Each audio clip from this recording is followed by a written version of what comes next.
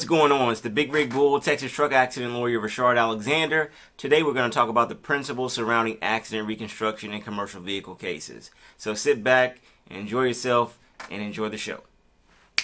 I want to take a brief moment and send a special shout out to a company out of, it looks like, Austin, Texas, that is starting a new process server business. It's called ATX Process LLC. Of course, I don't testify on behalf of the effectiveness of this company or whatnot, but I felt like, hey, it's a new business, and they're looking for some business, obviously, down here in Harris County. So maybe you might need them. Can you see this card right here? There it is. Can you see that card there? That looks like that's one of the co-presidents of it. And here's the other person. Okay. And here's the back of their card. So, yeah, these were sent to me today. And it looks like they serve the entire state of Texas, all 254 Texas counties and the 50 states. So I guess anytime you see a process server that's able to serve that wide range of people or jurisdictions, that is something to take note of. So I thought I'd pass that along. Once again, that is ATX Process LLC, and it doesn't look like they have a, okay, yeah, their website is www.atxprocess.com. So I may try them out myself and get back to you and tell you what I think. But like I said, this is not an endorsement. This is just something that came in the mail for me today, and I just thought it was something interesting to share. You may remember me talking about moving downstairs after spending the last 3 years in a boxer work style. Now keep in mind, this isn't a big office, and it's really just for me and maybe like a receptionist, but it'll get the job done. So can you see how big? This is so much bigger than what I had before. So much bigger. It's crazy. I mean, this room alone right here is bigger than my office was the past 3 years. So this alone is huge. And then I'm getting this right here, this additional office space right here with a window. There are outlets, it looks like, on every wall except this one. I'm gonna have to put a couch in here.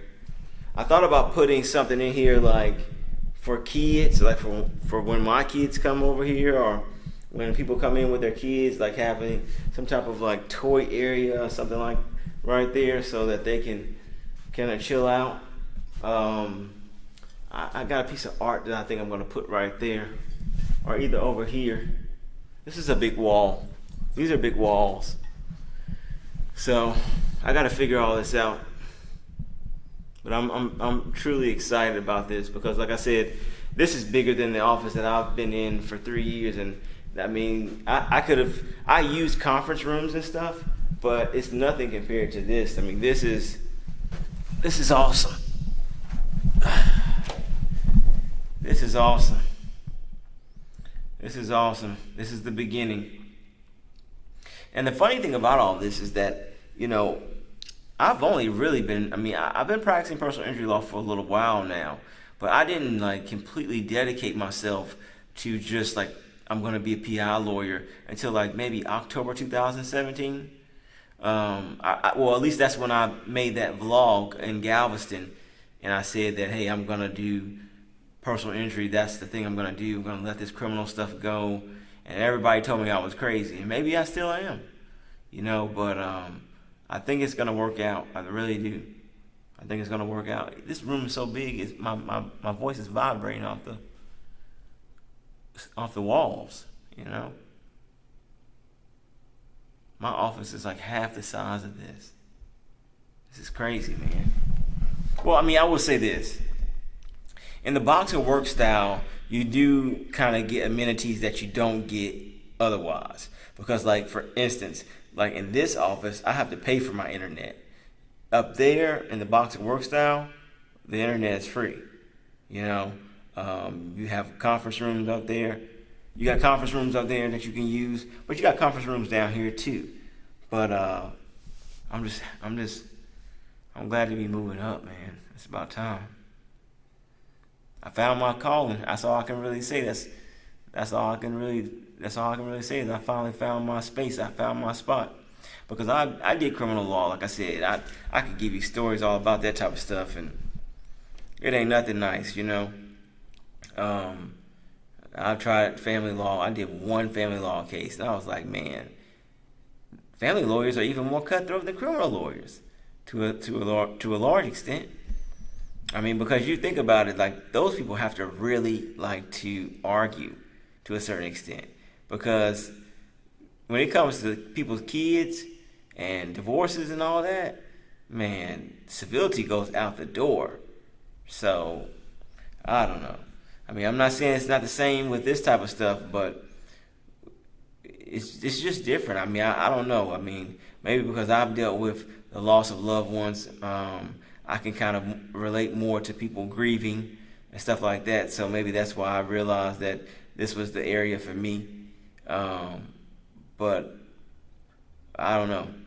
This is exciting though. I'm super excited, and I have all these ideas about what to do in this office, and I just gotta go ahead and do it. I'm gonna take this weekend and get some help and get some things going.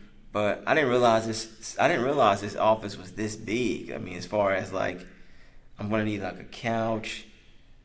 I already have a desk to put in here, and some chairs. But I need to find like a little table.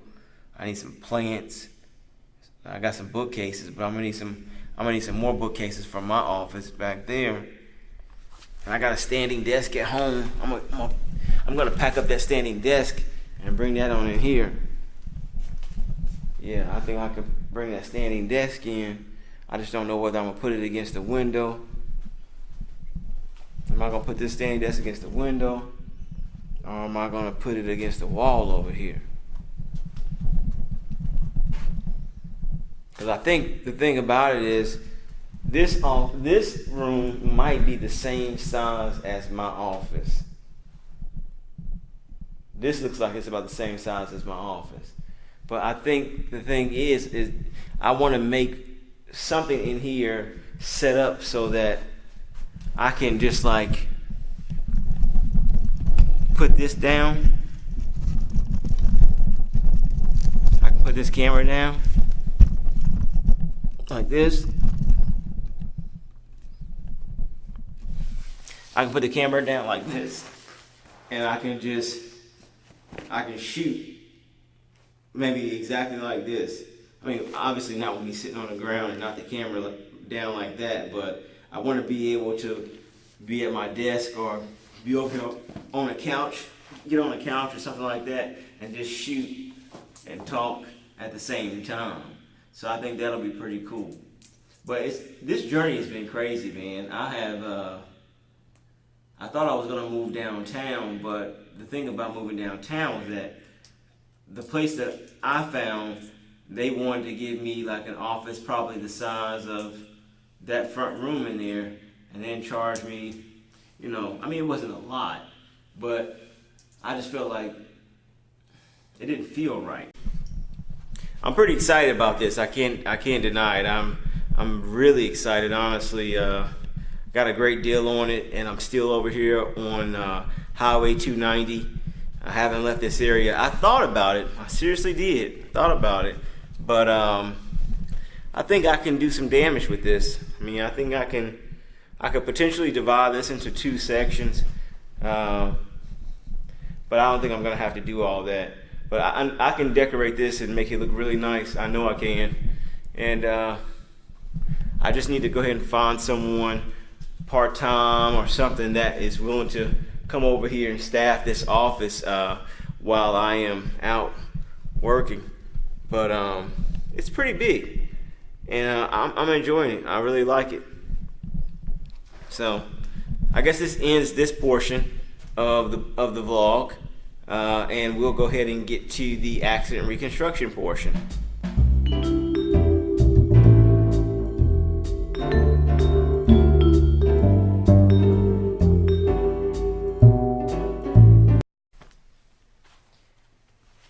All right, here we are today talking about accident reconstruction in commercial vehicles.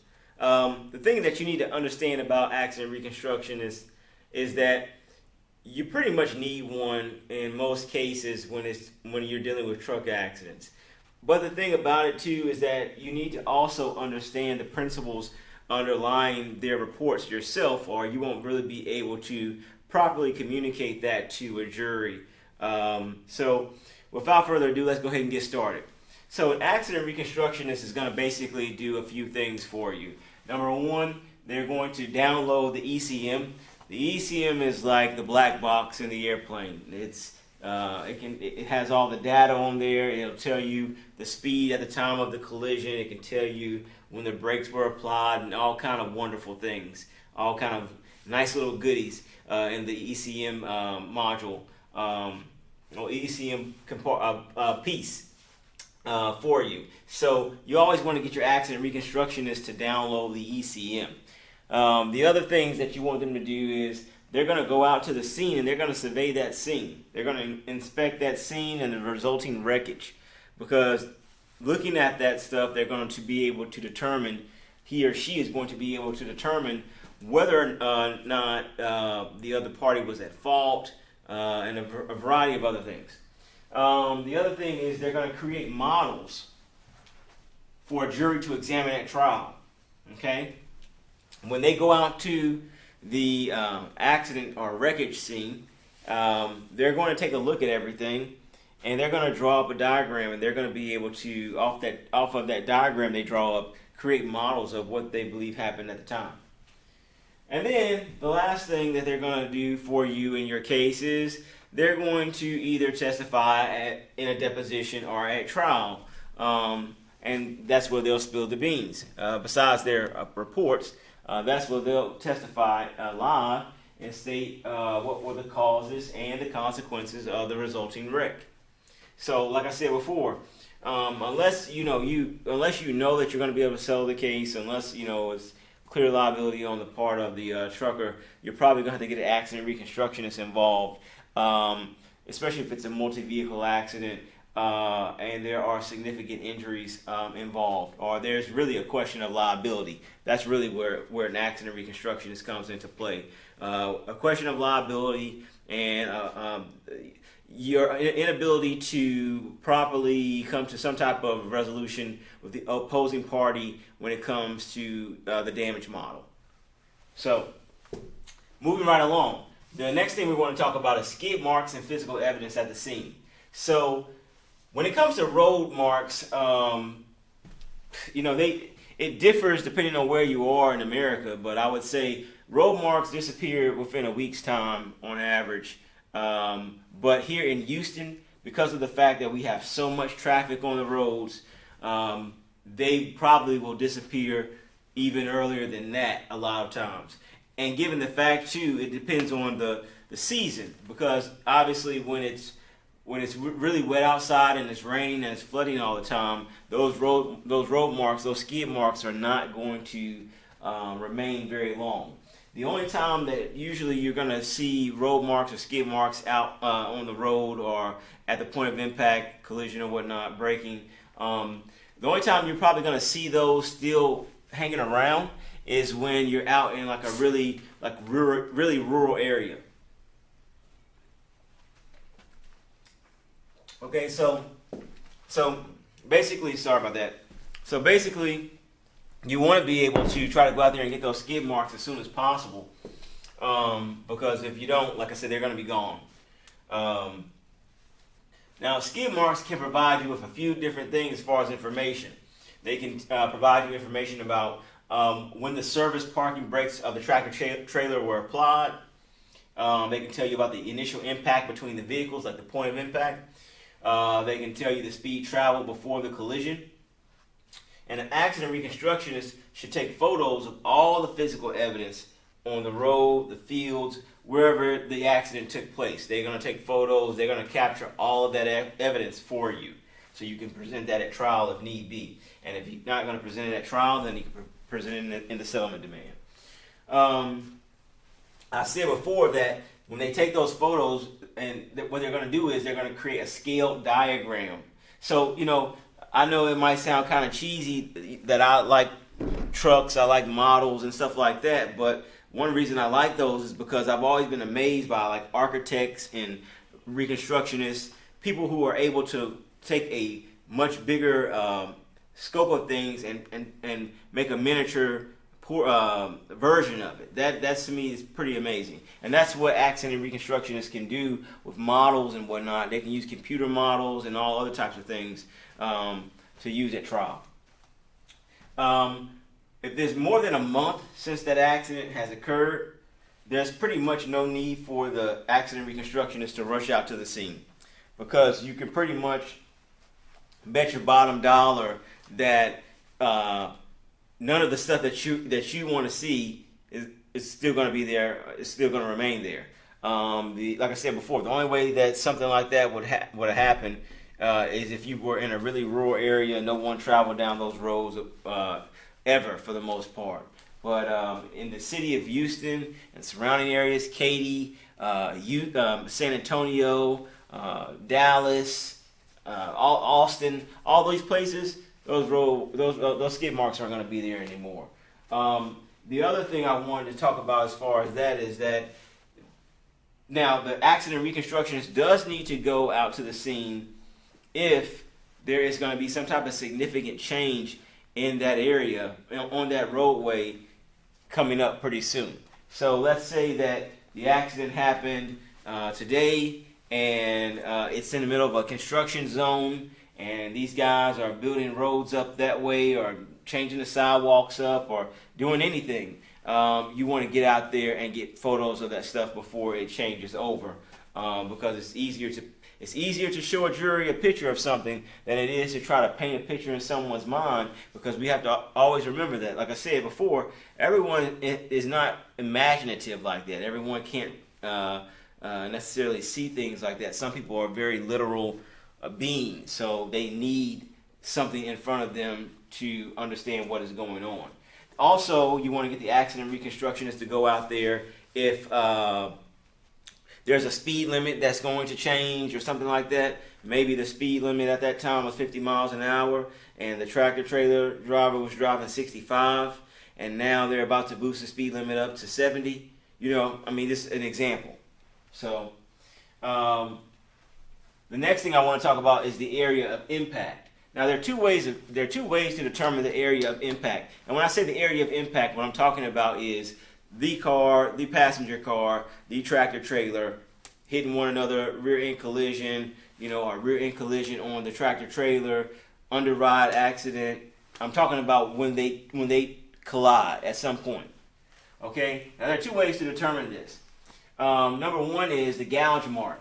The gouge mark is basically, if you've ever been on an accident scene and seen that big scuff in the ground, or where the car seemed to lose a bunch of oil at, and it's a bunch of scratches on the ground or something, that is the gouge mark. That is where the two vehicles collided, and we all know that if two pieces of metal run into each other, they pretty much are the same kind of metal. One of them is going to have to bend the other way or bend down. So obviously a lot of times it's going to be the passenger vehicle. And so that gouge mark takes place when the cars or the vehicles meet, and the tractor trailer goes up top and the passenger car goes downward, and it scuffs the ground up. It lets you know exactly where they met. The other way to determine the area of impact is the debris field.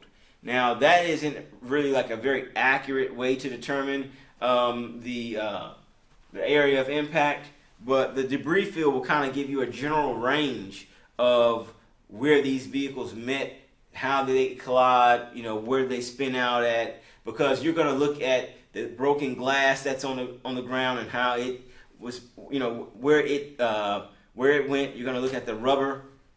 You're going to look at the metal from the cars and whatnot, and it's going to give you an idea, that if they hit like this and they spin, you're going to be able to look at that metal and the glass on the ground and everything and tell exactly how did they collide, when did they collide, and stuff like that. And an accident reconstructionist is going to do that for you.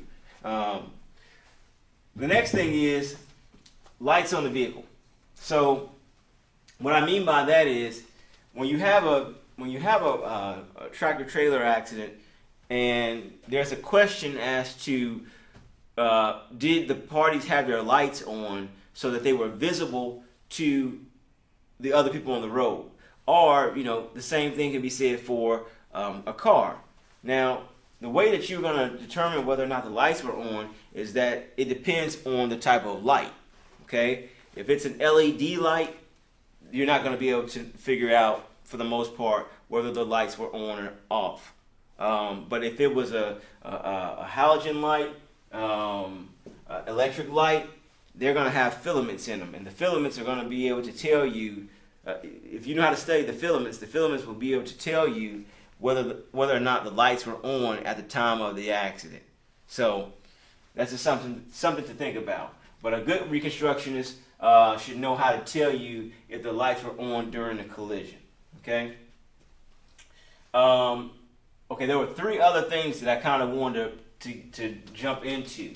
Okay, as far as accident reconstruction, and I'm not going to go too deep into this stuff because these things I want to make their own. I'm going to make their own episode because they're just that important. But the next thing is the electronic control module, and I talked about that earlier. It's the ECM or the black box, and your accident reconstructionist, if they can't do anything else for you, they ought to be able to get the information downloaded off of the black box or the ECM for you, and it gives you all kind of information, and they should be able to interpret the data for you. That's the purpose of an accident reconstructionist in all of this. The second thing is that's going to tell you really what was going on at the time of the accident, besides the ECM, that it involves data, is the airbag module. The airbag module, it will come on when the airbag has been activated by a collision between the two vehicles. Now, it's not always going to come on right away. It's not always going to come on at the first impact, but it will be able to tell you within generally 5 seconds of the time that it was awoken, how fast they were traveling, when the brakes were applied, and things of that nature. So you got your ECM and you got your airbag module, and those are ways to kind of determine the speed and the braking and all that computer-wise. But before we had all these computers and everything, you had to do it the old-fashioned way, the old basic way. So I haven't really dealt with too much math since like physics AP, but this is the old school way. When you use the speed distance analysis, and this is basically speed equals the square root of 30 times the distance times the coefficient of friction. Yeah, that's a lot. Speed, how fast a person was traveling, equals 30 times the distance times the coefficient of friction. So the coefficient of friction is basically the friction on the roadway. That's what that means. Okay, and it's generally accepted at this point in time that highway asphalt has a general coefficient of friction between somewhere of 0.70 to 0.75. So that's going to generally be the friction on the roadway. It's going to be somewhere in between all of that. So when you're talking to a reconstructionist, they don't know all this, then, that's not someone you want to employ.